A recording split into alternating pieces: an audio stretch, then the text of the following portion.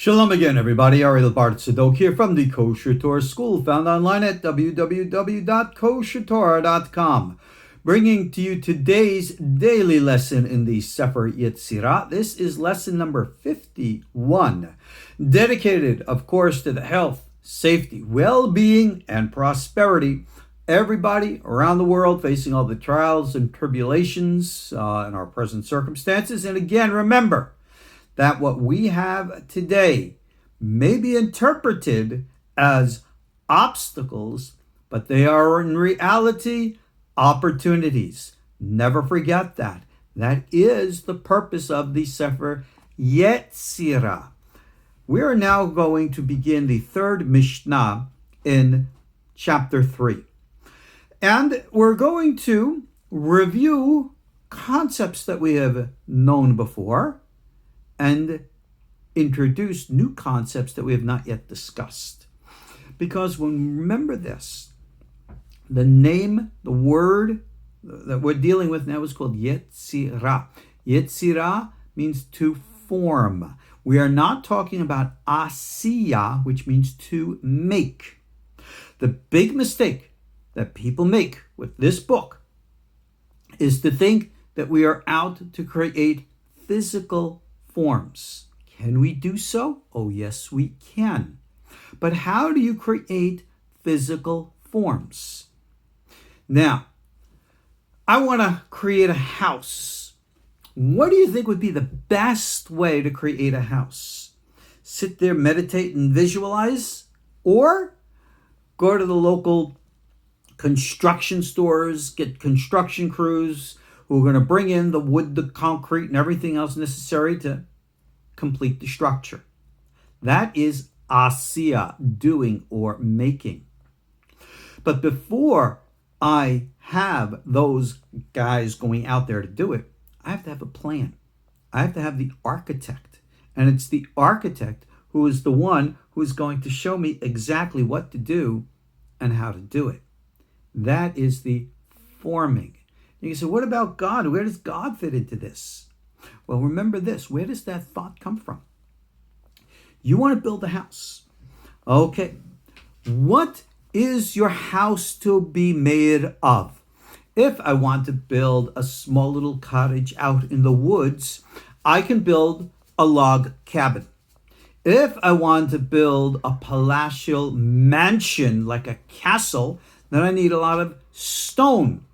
If I want to build a high-rise building in the middle of the city, I'm going to need a lot of steel.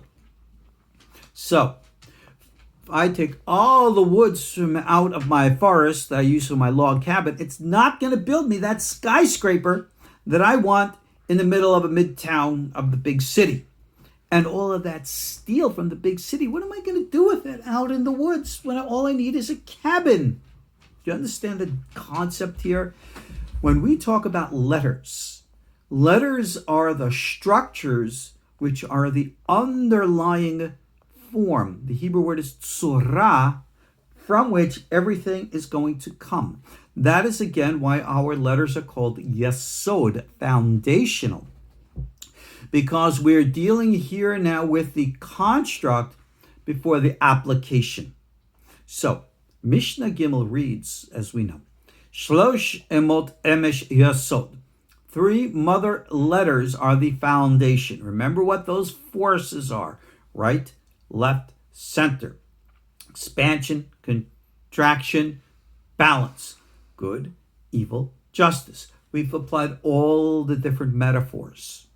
Now, let's apply that now to good old construction. Again, I want to build my skyscraper in downtown city. So what do you think, guys? How about if I go out to my local log company and I'll get all the logs that I would use now for my log cabin out in the woods? And log cabins in the woods are really great.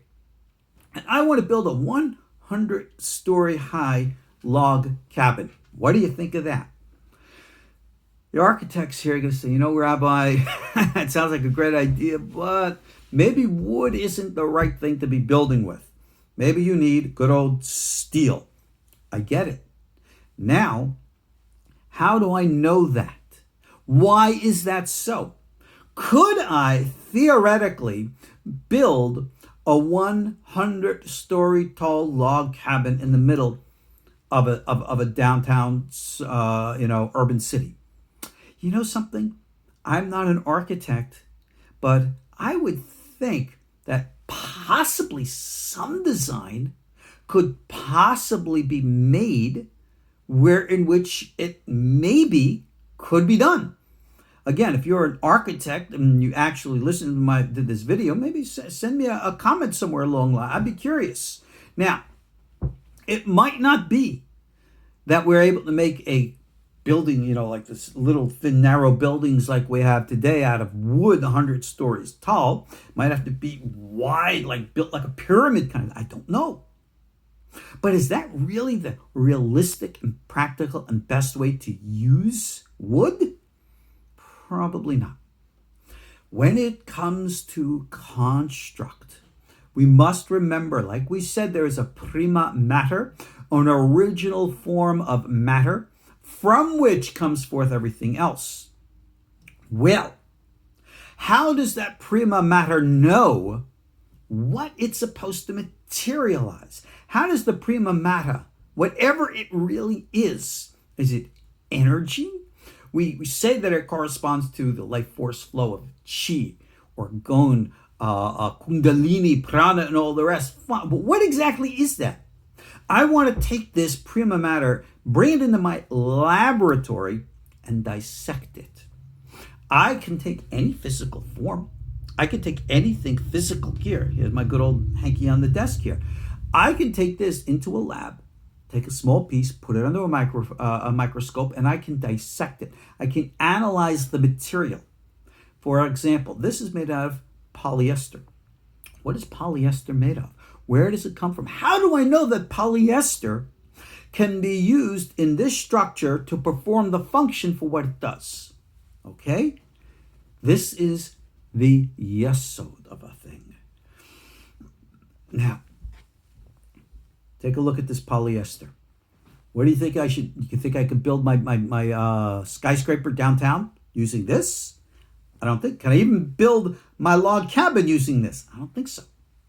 Now, of course, we can think and concoct many ideas, but again, what is the proper balance? How much is too much, too little, right enough?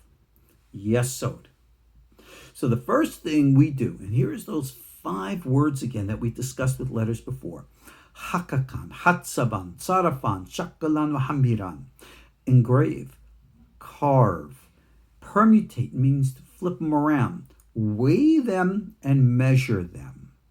In other words, everything within a context of construct form. We need to do this in the theoretical before we make things practical. But Rebbe Chaim here has a very nice little distinction between the Hakikah, which is the engraving, and the Hatzivah, which we can call carving. And I'm just going to sum it up for you right here. When we want to talk about the creation of a form, let's use, for example, the shape of a letter. Fine. I want to create the structure of the letter Aleph so that I can use it and combine it with other letters so as to materialize the structure or the form of that which I'm trying to get across. So, for example, I can write the letter Aleph, and I can add to it the letter Dalet, and then after that, I can add the letter Mem. That spells Adam, which is man, male and female. For those of you who know Hebrew, you're going to say, gee, yeah, so what's that? Well, I can also, just for the heck of it, add a 4th letter, and I can add the letter Hey. And Adam, man, becomes Adama, earth. I wonder if there is a connection. Now, as we get into the issues of the permutations with the letters and the sounds with the vowels, I have that Aleph and that Dalet and the Mem. Adam.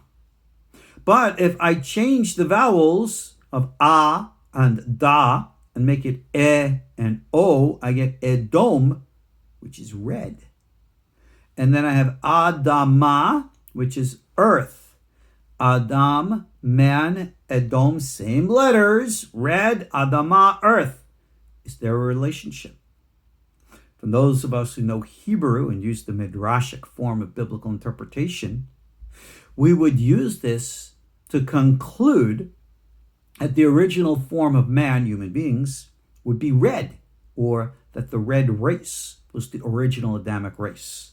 And if you go back in some of the Native American traditions, they've been saying that since the beginning. But who knows? But getting back to now, Hakikah, the engraving of the form of the Aleph. What makes an Aleph and not a bet? What makes a bet and not an Aleph? Okay, that's a dramatic pause for you to think. It's actually a very famous story in the Talmud about this, that somebody approached the rabbis, one of the great rabbis, and said, all right, I want you to teach me. And I want to learn it, snap. I want to learn it all like this. And so forth. So first day he teaches him the letters, Aleph, Bet, Gimel.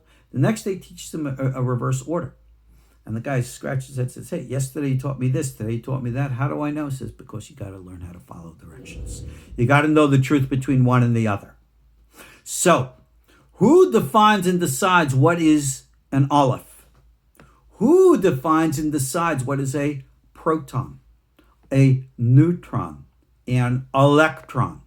Do you and I decide that? No, we do not. So, this is a moralistic or an ethical lesson. When we have certain rules and laws, who defines their parameters? You and I? Or is there a higher source for these things? We said that higher source, which is the original materialization of a structure or a form, is its Hakikah, is the original and initial engraving. Think of it, if you will, like taking ink and writing on parchment paper, right? The shape of a letter. Choose whatever letter you want, an Aleph, a Bet, a Gimel. So if I write now an Aleph, and you ask me, that's an Aleph? I say, no, it's a Bet. Well, Rabbi, everyone else says it's an Aleph. I say it's a Bet. Okay, Rabbi. Am I right? And I could twist around in my mind and make anything up and down, right and left. Look at our society today. Our society and the cultural and the social environment is so topsy-turvy that today, essentially, what was normally good is today evil, and what is normally evil is today good. We have inverted. We have taken the Aleph and said it's a bet.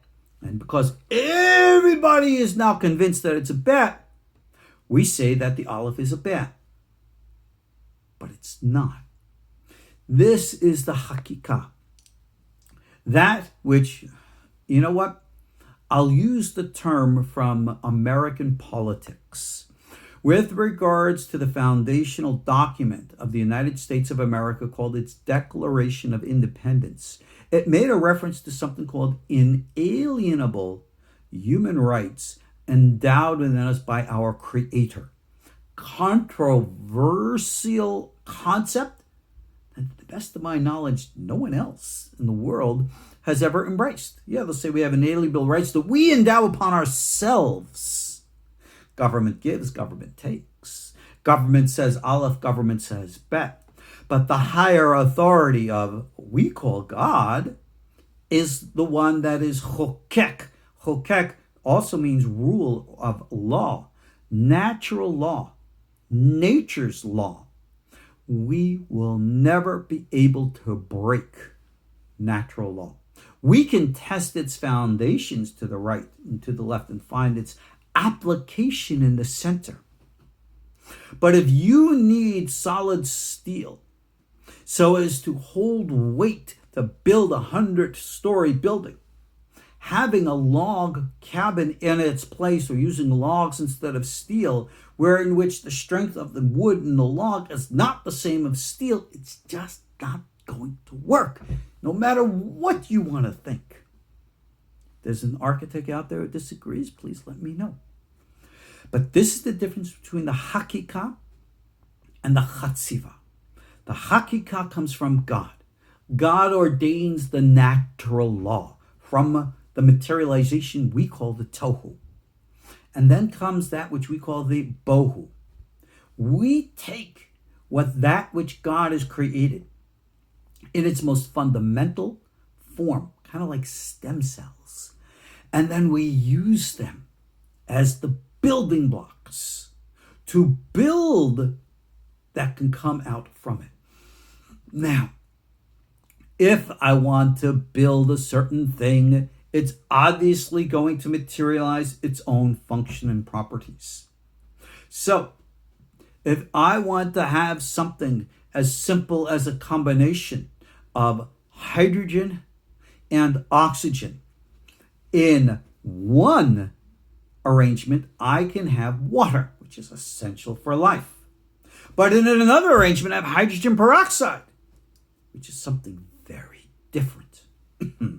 So understand that the ways and means of what we call combinations are essential, not for a theoretical, religious, and doctrinal teaching, but for our understanding of the universe. Remember, this text was originally a science and a medical textbook before it was ever adopted by the Kabbalists and Kabbalaized. So, we take our letters, the original form, which are Hokek, from the Hokek. Mechukak is the lawgiver, right? He is the one who does the Hakikah, the establishing of the natural law. We take that and mechatzeb, and then take that which is engraved and we carve around it to give it its form and structure. And then we look at it from all the different possibilities of application, permutations. And then we weigh it to see the value and the legitimacy of all these things. Remember in our previous lesson, I discussed with you about how to look at the different letters from the different perspectives. Well, this is what it's all about. This is why this is a meditative course, even though this is not the focus in this series of lessons. We have that in the other series of lessons. Nevertheless, you can't get away from it, because Yetzirah is the looking at the architectural level before the actual application level. So you have to take everything, look at it from all the different sides, Sirofim. You have to weigh it to see the value of it, Shekilah. And then Hamiran, measure it out so you know how much of this, how much of that. Again, I want to build my big old skyscraper downtown. Okay, I've already acknowledged I'm not going to use the wood. I'm going to use the solid steel, and I'm going to follow the construct. How much solid steel do I need to build my big 100-story tower?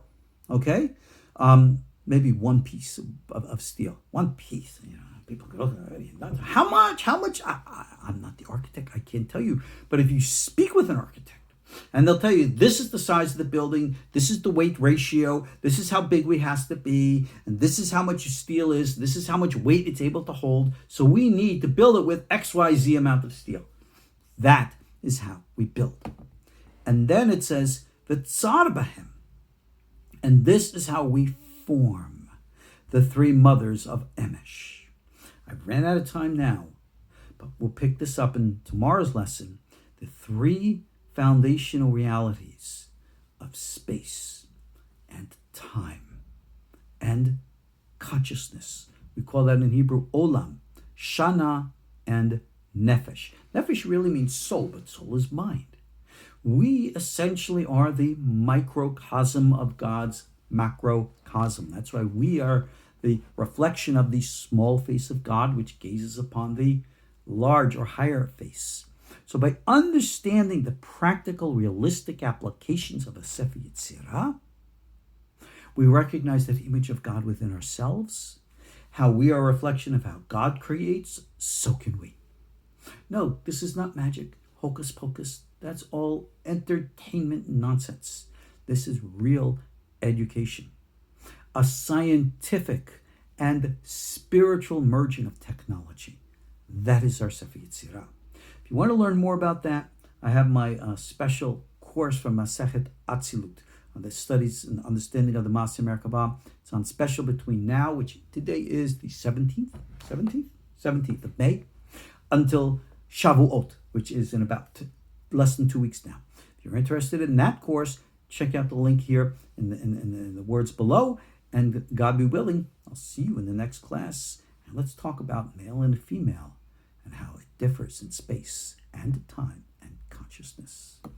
Ariel Tzadok, KosherTorah School, KosherTorah.com. I'll see you next class. Shalom.